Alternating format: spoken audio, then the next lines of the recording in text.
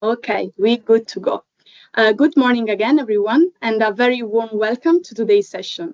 On behalf of the Global Climate Finance Center, I'm delighted to have you join us for the launch of our webinar series in partnership with ADGM Academy, the Climate Investment Life Cycle from Capital to Impact.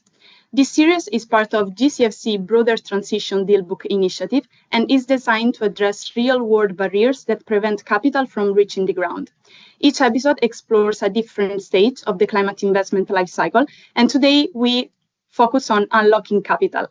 So to guide us through this important discussion, I'm pleased to introduce our speakers and moderator, Philip, Executive Director of International Affairs at ADGM, who will be moderating today's session, Martin, Group Head of Wholesale Banking at First Abu Dhabi Bank, and Andrews, Senior Financial Economist at the World Bank Group. So thank you all for being with us today. We are looking forward to a dynamic and solution-focused conversation. But before we begin, I would like to hand over to Rauda from ADGM Academy, where the team has been a fantastic partner in supporting this initiative. So Rauda, over to you. Thank you, Sarah. Good afternoon, ladies and gentlemen. This is Rauda Al-Dahiri, Head of Research and Development at ADGM Academy.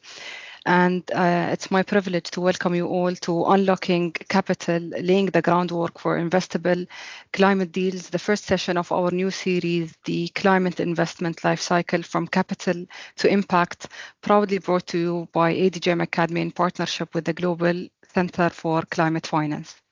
At ADGM Academy, we see education as a tool for market shaping and system transformation. And as the UAE continues to lead in climate finance, we aim to spark bold and practical conversations that drive real impact. This series is about more than ideas. It's about building an ecosystem of decision makers who can turn ambition into action. And today we will spotlight early stage climate projects, the ones that face the biggest hurdles but offer the most promise, especially in emerging markets. Together with the Global Center for Climate Finance, we'll explore how catalytic finance, blended instruments, and clear transition frameworks, particularly in water, can unlock scalable solutions.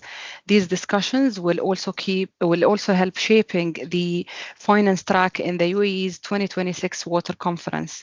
With that, I'll hand it back to Sarah and Philippe to kick off this insightful discussion.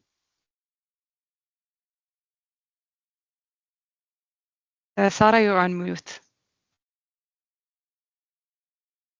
Sorry, I was saying let's start, and Philip, over to you. Yes, thank you very much, Sarah and Rauda. First I want to thank the GCFC and the Academy for organizing this session. I would say it's not a formal workshop, but more an informal conversation about difficult and hot topics. So let me try in a couple of minutes to set the scene. Global financial flows for climate action have grown in recent years. That's good news somehow. Yet they remain far below what is required to meet international goals. A couple of years ago, if you look at the total climate finance reach, it was about $1.5 trillion, but this is only a fraction of the $7 trillion that are needed annually by 2030 to stay on track for net zero target. And finance regulators recognize that mobilizing capital at this scale is not only an environmental imperative, but also crucial for economic stability and risk management. Climate change poses systemic financial risk, and investing in climate solutions is a prudent strategy to safeguard long-term economic prosperity. So today's discussion will help us to understand how to drive clean energy investment into emerging markets in order to reach a global net zero target. If you look at the IMF data, same story. There is a very low level of financial provided compared to the request needed to mitigate climate risk. And particularly, I would say, because most of the investment so far is in mitigation, I mean, reducing gas emission, while adaptation, I mean, building resilience to climate change is very limited. So my first question is why, why have we this gap? It certainly is linked to multi-factorial hurdles, but we have to look at the reason for this challenge. And so it's a difficult topic, but I'm very happy to be surrounded by two excellent panelists. So I will turn on the why to Martin first, if I may. Martin, from your viewpoint as a largest commercial bank in the UAE, what are the major challenges for early stage enterprise in emerging market? Why do we make it so challenging to finance? So, Martin, if you could look at this point. Yes, of course. Good afternoon, everyone. I'm delighted to join this webinar and this panel. Thank you for having me. And yes, I think Philippe, it's a very, very topical question. So your question is about early stage enterprises, so SMEs in reality, and young SMEs. And this is very clear that there is a huge gap when it comes to financing SMEs in emerging markets. There is an estimate that I've seen about for a need of $5 trillion of financing annually, to grow the SME business. And if you look at it, even in countries which are not emerging markets anymore, like the UAE, a very developed economy already, even if it is a young economy and a young country, the contribution of SMEs to the overall GDP is very, very important. And the network of companies in the country, in reality, the fabrics of the economy, you have 90% or 95% of companies in the country which are SMEs. So why is it so difficult for them to raise finance? Very, very clearly, the fact that those new companies have a lack of credentials, a lack of history, and also, if you look at it objectively, you have more than 50% of the SMEs which do disappear, which collapse, in the first 5 years. So it's a risky business for financiers, but it remains that this is a super important business to support, and that there have been a number of initiatives to do that. And why is it so important? Because the SMEs of today, first, they are very important in their own rights. This is a sector which is a very big employer in all those countries. But second, because obviously SMEs are innovators, and when you look, especially in the tech sector, if you look at the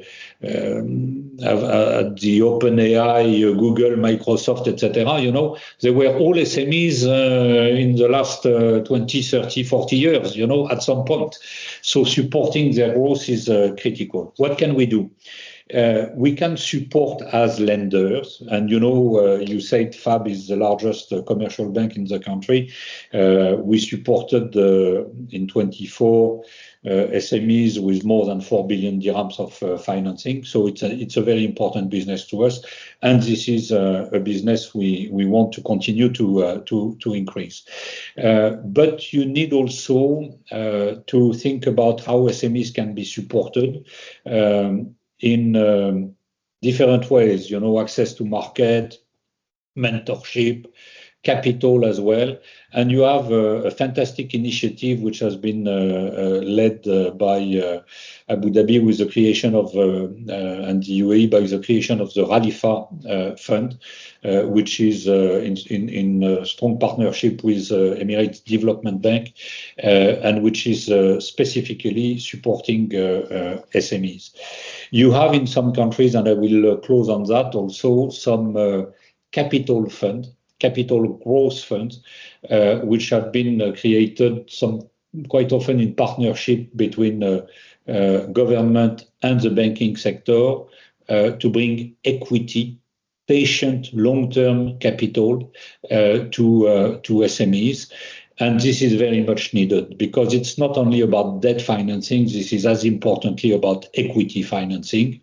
And here, banking sector and government can work together, and partnership is super important. Well, thank you very much, Martin. There is a clear focus on SMEs, early stage firms. And what I would like, because we already touched upon the solution somehow, but everything is linked, obviously. I like to turn to Andreas, because Andreas with the World Bank, which is major MDBs in the world, based on your experience and your knowledge of the region, what are the most common hurdles or barriers to mobilizing private capital for climate investment, and maybe with a focus on water or infrastructures? And if you could tell us. Thank you. Thank you so much, and good morning, good afternoon.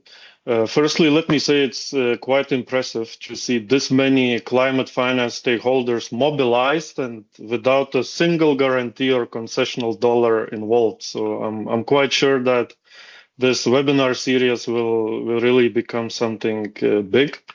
Just a few quick pointers before I go into more details on the key barriers. First, you will hear me mentioning World Bank, IFC, MIGA multiple times. So I just want to know that all these are part of the one World Bank group with a slightly different but complementary mandates. And also to very quickly add a few points on the big picture that was outlined by Philippe. As mentioned, most climate finance continues to flow into mitigation. Also, most climate finance, as we see, it still comes from the public sector. And we also see that many of the countries, they face increasing fiscal space constraints. Now, when we turn to adaptation, which is highly relevant to sectors like water, urban infrastructure, and so on, adaptation is harder to finance in general, especially with private capital, because returns are often indirect, longer term, and harder to mobilize. However, mobilizing private climate capital, both for adaptation mitigation, it does require addressing a real set of structural, financial, and regulatory barriers. And I would also highlight that what we discussed today is not only about financing gap, it's a lot about enabling environment and the way risks are being perceived and priced. And without conducive enabling frameworks, even the best projects, they will struggle to attract investments. So now let me highlight 10 core barriers that we see repeatedly in many countries.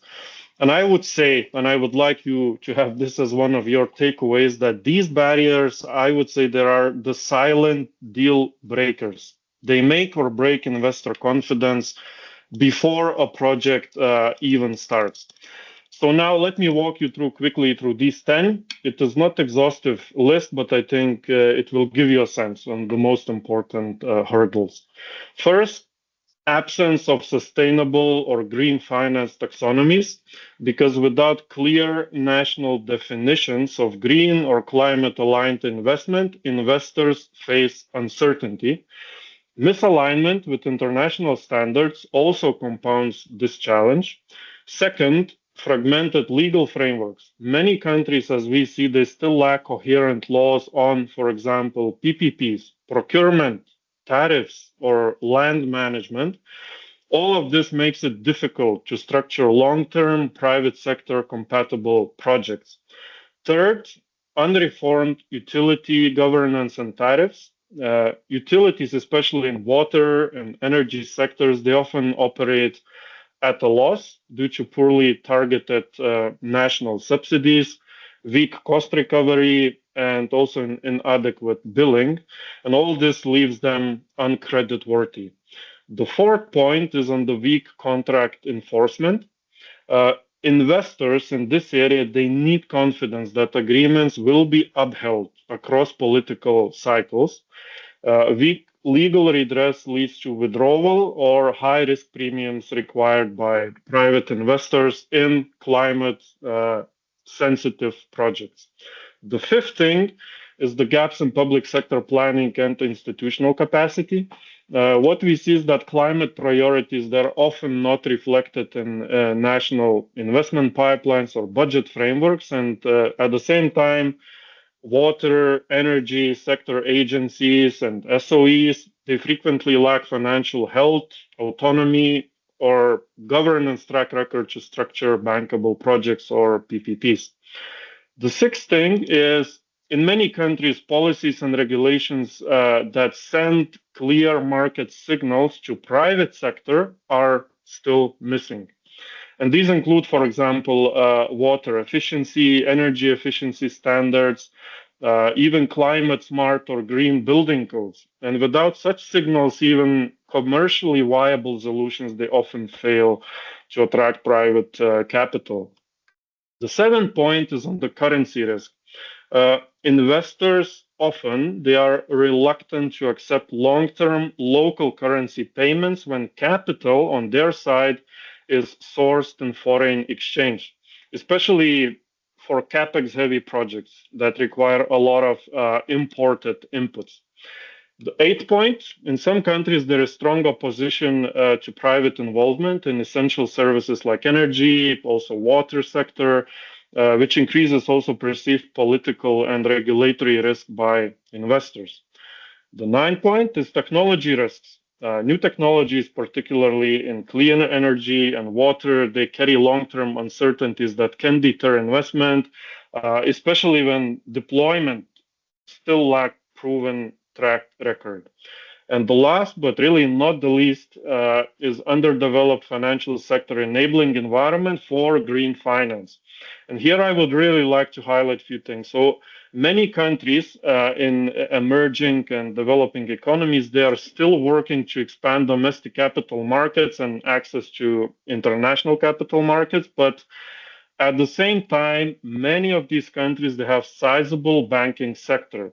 However, regulatory frameworks for greening the financial system, for example, green lending regulations, climate-related disclosure requirements, or climate supervision, they remain limited in many markets. And just to give you a sense of a potential impact of greening the banking sector, so we did some simple calculations which show that in some countries, if 15 or 20% of banks' credit portfolio was green, it would fully, and I highlight that, fully cover all the national climate financing needs. So potential is huge, and we need to look into the enabling environment. Again, these 10 barriers, which is by no means exhaustive, I will repeat. Many of them, they are silent deal breakers. They make or break investor confidence before the project even starts. And about the tools on how to address these 10 and even more types of risks, I think we will discuss it in a minute. Thank you. Thank you so much, Andreas. This is quite an amazing list of silent deal breakers, as you said, and it covers many things, which is not only technicalities, I would say, but also all the environment, legal and regulatory environment and the policy. So we have covered the why, you know, that's my first key question. So we should move to how, but clearly there are risks, all categories of risk, but the question is how can we de-risk and facilitate facilitate in investment. So there are different technical solutions, different tools to de-risk climate project, and I think that we have to deep dive on that, and maybe turning to Martin, from your viewpoint, from your experience, how can banks support de-risking in finance project and help scale up climate finance solutions? What are the most effective risk mitigation and risk transfer mechanism? If you could touch upon that, that would be great. Sure, but I have to say that after listening to Andrews, I'm scared now. So, but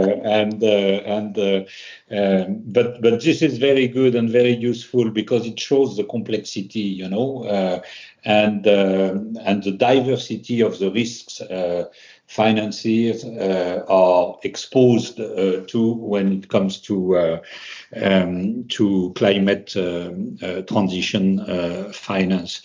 So maybe if I may step back once again, you know, and share our own experience at FAB here.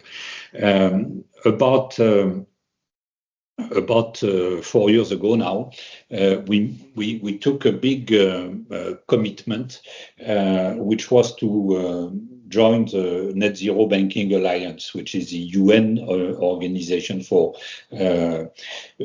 climate action in the banking industry. And we were at the time the first bank in the GCC to do that. And why did we do that? Because there was a very clear realization that it was the right thing to do as an organization, but also that from a business perspective, it was becoming critical to be part, you know, of this initiative, because we were seeing the region, the Middle East region, becoming a key center of innovation when it comes to transition financing. And it was before COP28, but I would say that this very strong stance we took at the time was very much validated by COP28 and the UAE consensus, which was adopted at that time.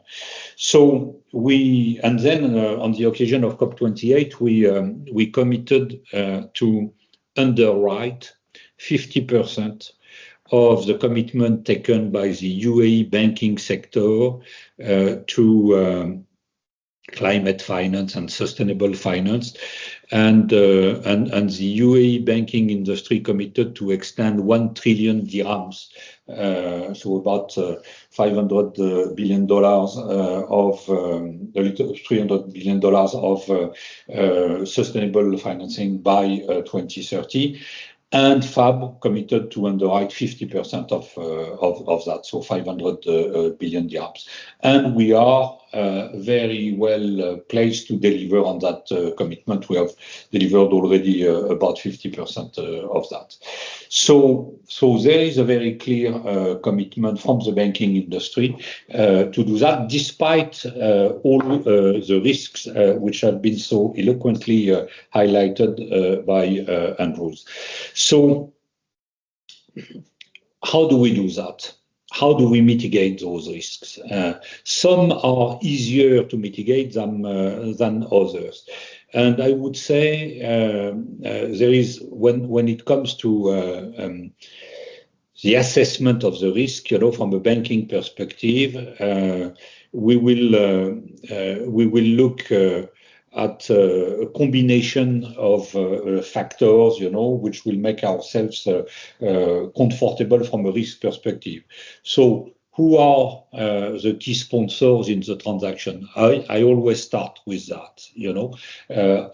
Do they have proven experience, credibility in that space? You know, when you deal with Masdar, or when you deal with Aqua in the region, or when you deal with EDF in Europe, you know, it obviously provides comfort because they are very experienced operators. What is the technology? You know, the solar industry is very much tested in the region now, and that again provides comfort. Solar is more proven than wind, for instance, in our MENA region. That could be different in other geographies. And then you have some technologies which have been a little bit less tested, but we can't really afford to ignore them. Because they are seen as technologies of the future, and I'm thinking here about hydrogen. And how do we mitigate, a less tested technology or a less tested end user market, hydrogen, with our requirements, and in that space, having some very strong sponsors, long-term offtake agreements, purchase agreements, from very reliable companies will be absolutely critical to make lenders comfortable. So that was the case, for instance, of the hydrogen, the big green hydrogen project in Saudi, in NEOM, where you have a long-term purchase agreement from Air Products, or this Abu Dhabi hydrogen complex where Masdar Taka and ADNOC were strongly involved, or Fertiglobe for green ammonia. So combination of experienced sponsors, tested technology are very important mitigant. Now it remains very true, as Andros was saying, that you can't add all the challenges in the same project. New technology, foreign currency, geopolitical instability, absence of legal framework, unreformed utility system, etc. You can't have all of them together, and that's why it's much easier to raise financing, say, in the Middle East for a solar project with some very experienced sponsor and a long-term purchase agreement than doing the same in an emerging market, say, in sub-Saharan Africa, for instance.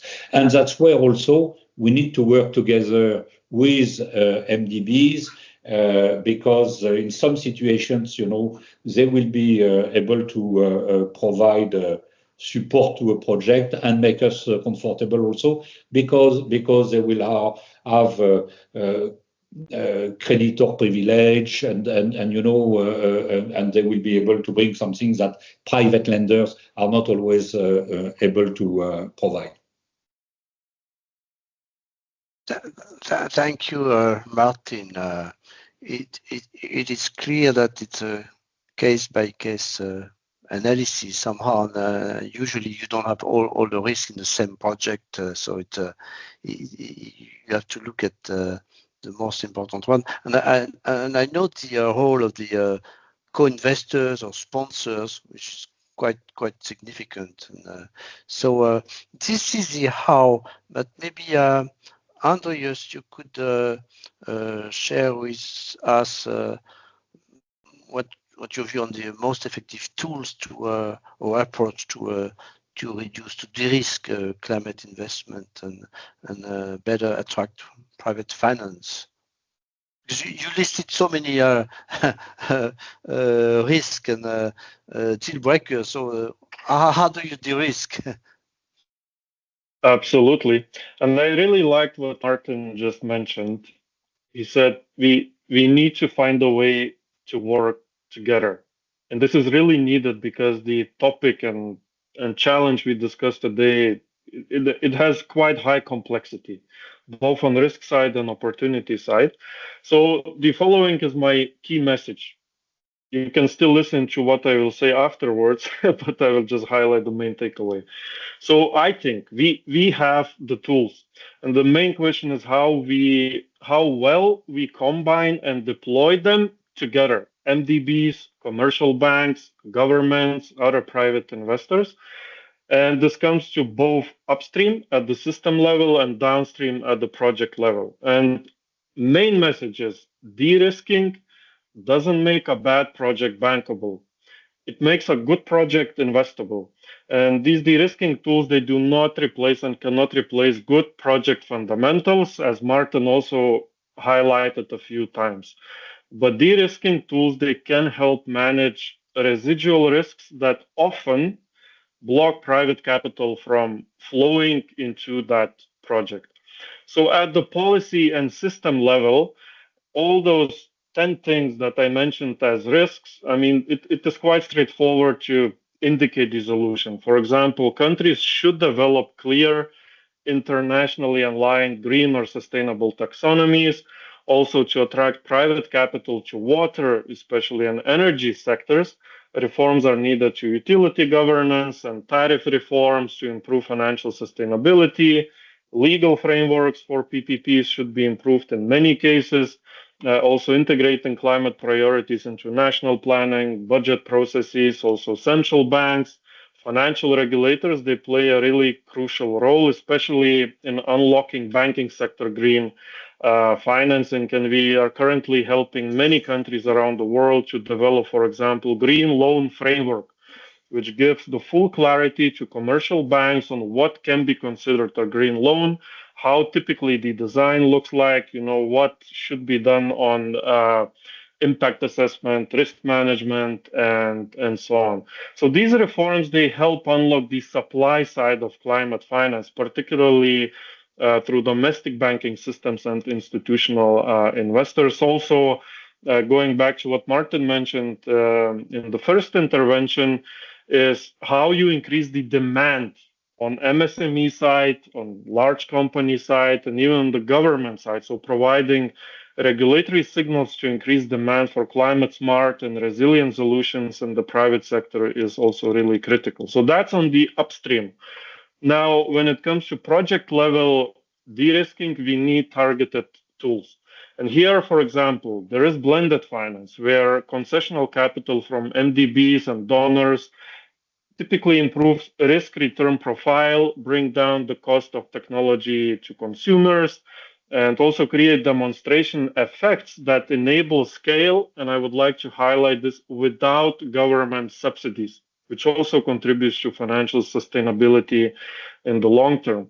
Second thing is guarantees. For example, on our side, IBRD and MIGA provide tools that help cover political and regulatory risks, including breach of contract, expropriation, transfer restrictions, and also arbitral award default. So these have been proven quite impactful in multiple projects, especially in high risk environments, including to attract substantial commercial lending from banks. And I will mention a bit later a few examples on that as well. Then when it comes to water sector specifically, I would highlight performance and output-based contracts that help leverage private sector involvement in water sector. So these contracts, they're typically capital light, and they reward service improvements and increased efficiency, cost recovery, especially when it comes to utility business. And there are numerous country examples where performance-based contracts, they have been quite successful in Middle East and Africa, countries like Oman, Saudi Arabia, Latin America, Asia as well, and so on. When it comes to currency risk instruments, while MDBs typically do not cover devaluation risk, however, MIGA, for example, offers convertibility coverage, and we also have IDA private sector window and IFC who offer hedging and local currency instruments. So we should have these in mind as well. The next two things, thematic bonds, I would say they become increasingly attractive for private investors. They're widely used now by sovereigns and corporates, and these include green, blue, sustainability, linked bonds, and help raise funds while tying finance to environmental outcomes. And this is also linked to another, I would say, quite new area, which is evolving quite fast. It is called results-based climate finance. Here, disbursements or financial terms, they are tied to verified outcomes, such as emission reductions or resilience gains. And this approach, it reinforces accountability and also increases investor confidence. And this can be applied even in adaptation heavy sectors such as water. I'm almost done. A few other examples. So on addressing technology risk, I think it is really worth looking at success stories. And here we can look at the example of off-grid solar sector, which illustrates how risk can be reduced through market building. Once a niche sector, it is now actually a 1.7 billion annual market. And I talk about off-grid solar sector here. And this was supported by, for example, IFC and partners through quality standards, developing market frameworks and investment platforms that enabled scale and investor confidence. And the last point, I think to scale private climate capital, we really need to think about developing platforms that make it easier for institutional investors to engage and also provide them opportunity to diversify their portfolios, access new markets, and amplify impact. And here we can mention, for example, IFC's Frontier Opportunities Fund, which is a climate-focused equity facility that takes junior equity or first loss positions in high-impact projects to crowd in private capital, and there is particular focus on high-emitting emerging markets and developing economies.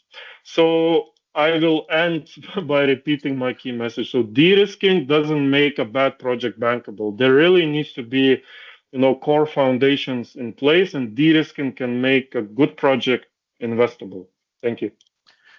Thank you very much, Andreas. This is a clear takeaway.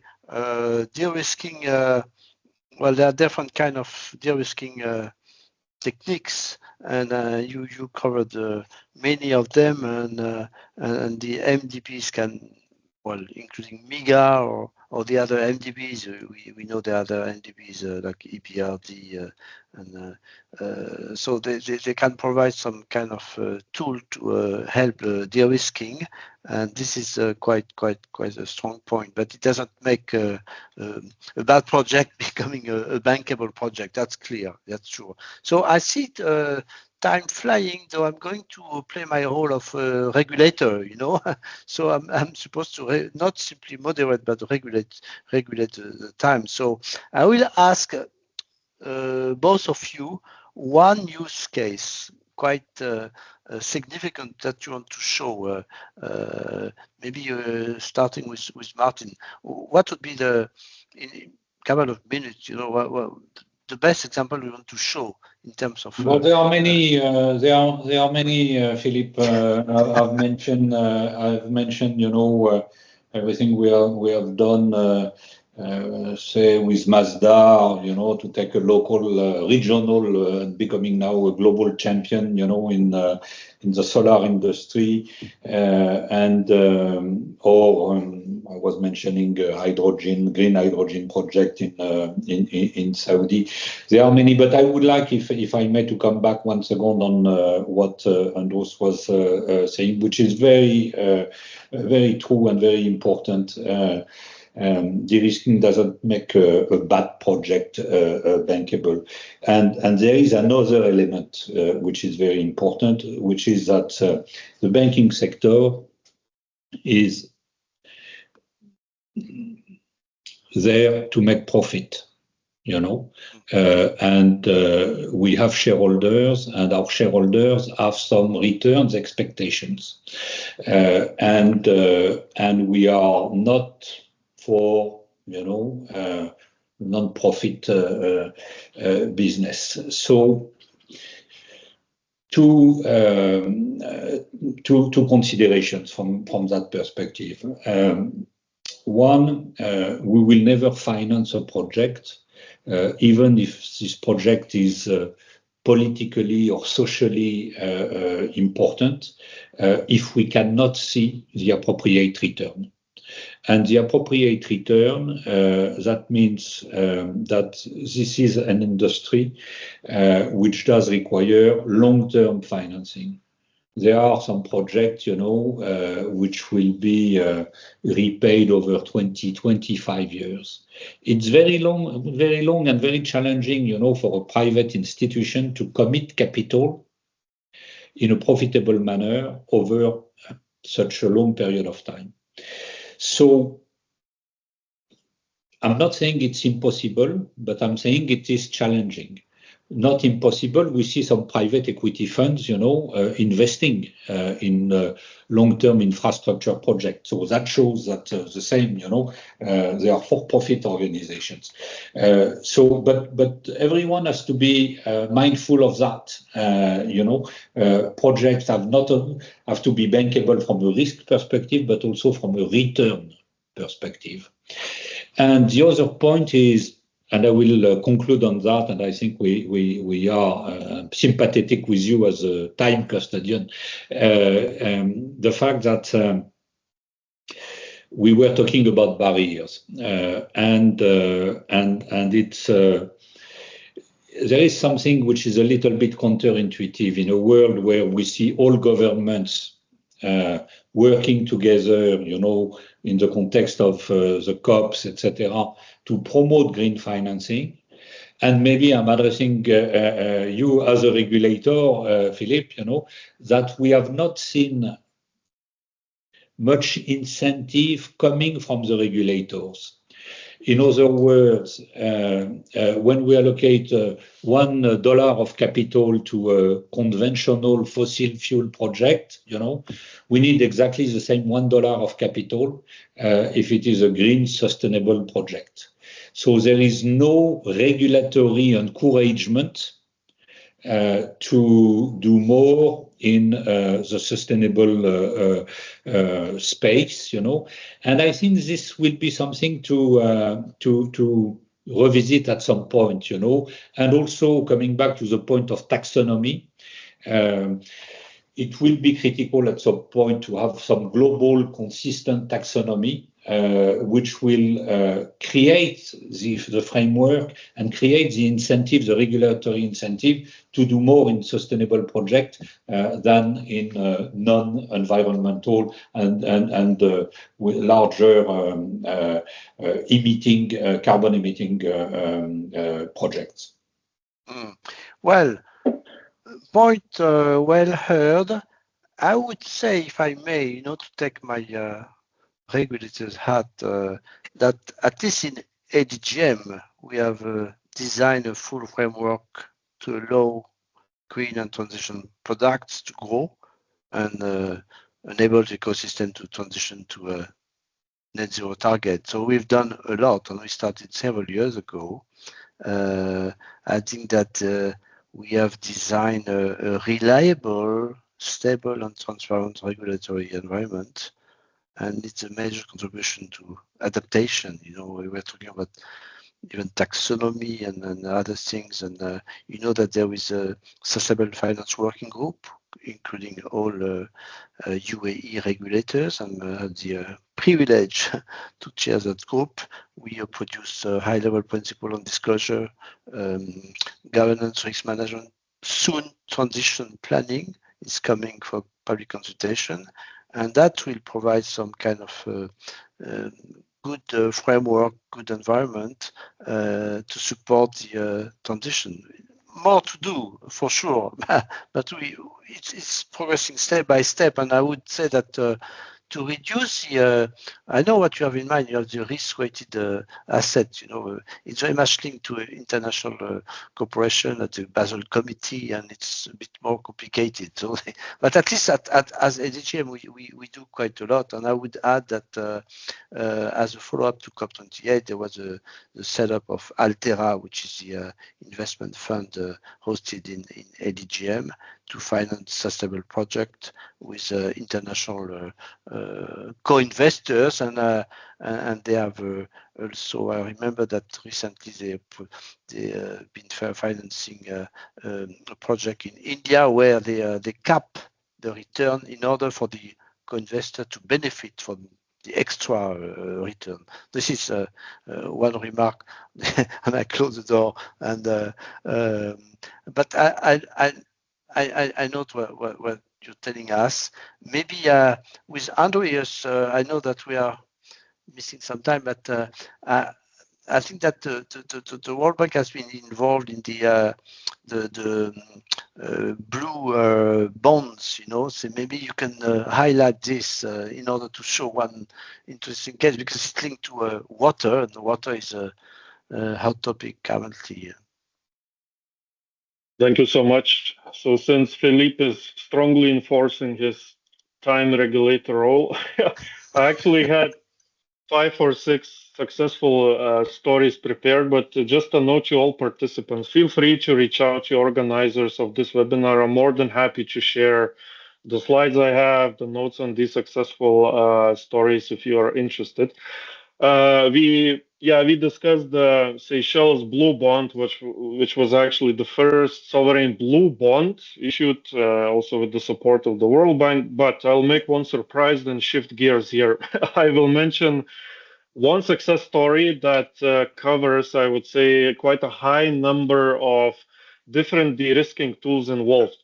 So it is Jordan As-Samra Wastewater PPP, which was developed as a 25-year build, operate, transfer PPP, and the project blended grants, equity, commercial debt from banks, and also guarantees.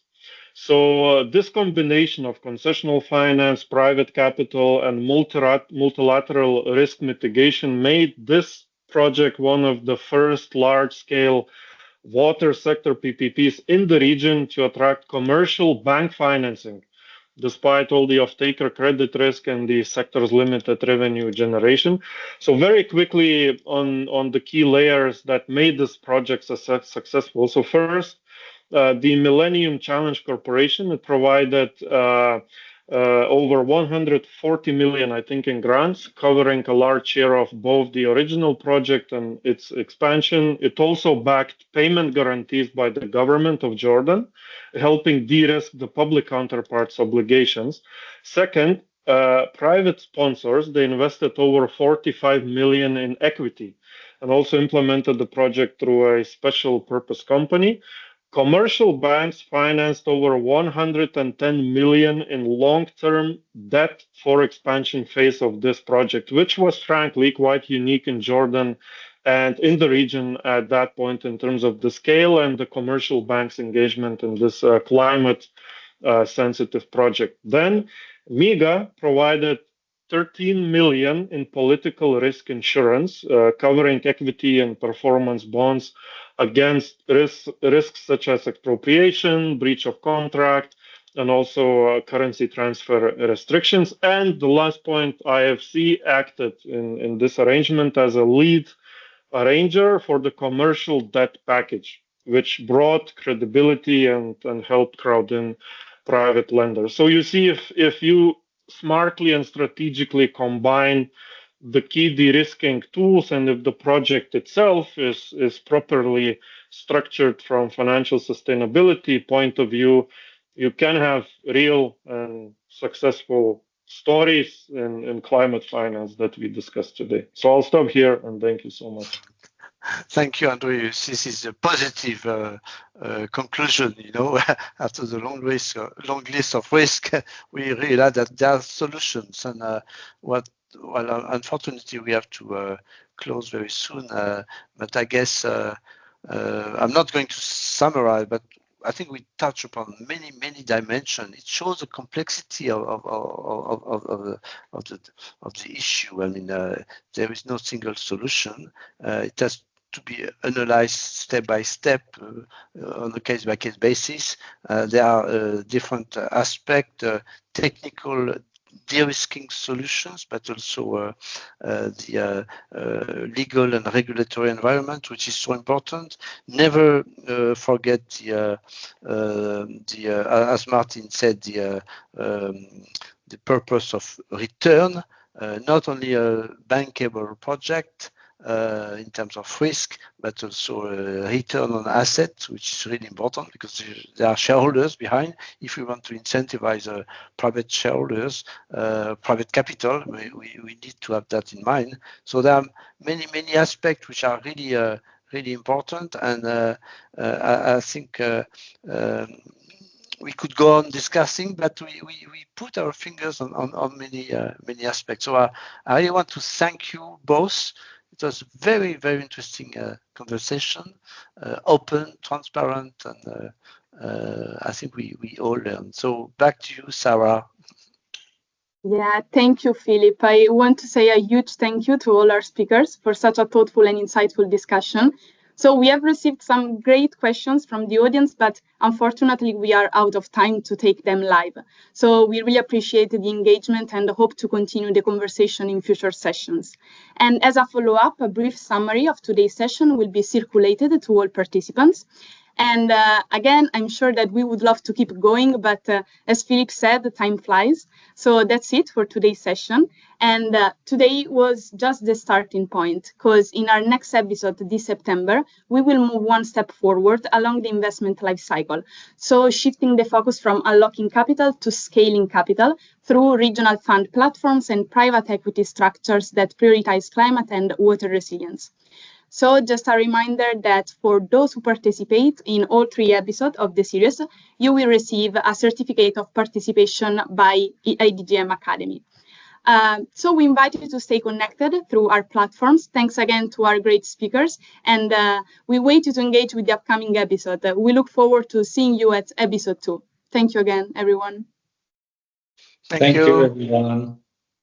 Thank you so much, everyone. Looking forward to the second episode together, inshallah. Thank you, Rhoda. Thank you, Sarah. And thank you, Martin.